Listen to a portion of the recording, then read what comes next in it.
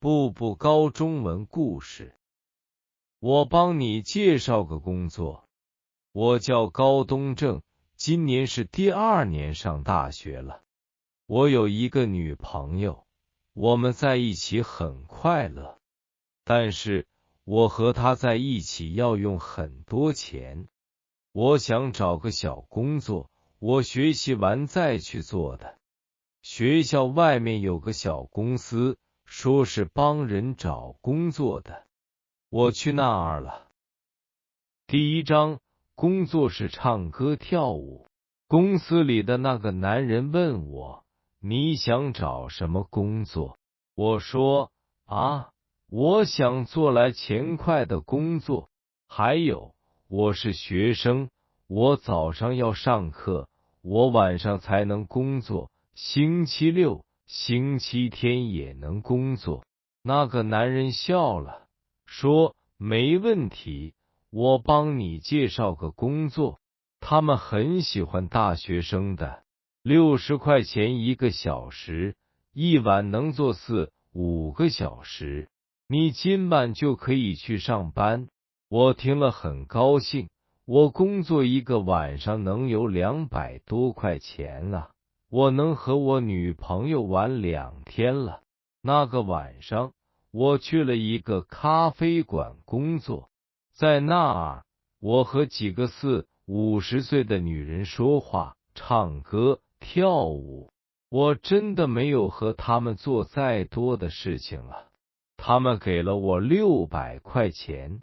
第2天，那个小公司的男人给我打电话，说，你来我这吧，你昨天晚上做了4个小时，你有240块钱在我这里呢。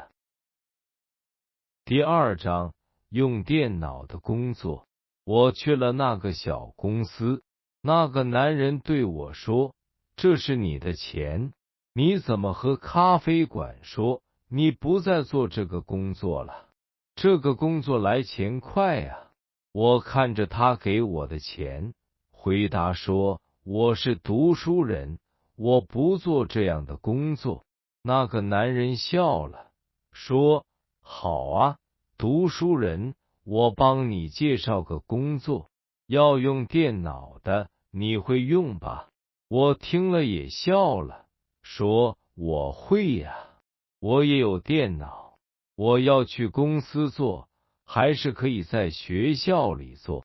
男人说，你在学校里做就可以了，你在电脑里去这儿，说是我介绍的，他们会给你工作的，你做的多，钱就多哦。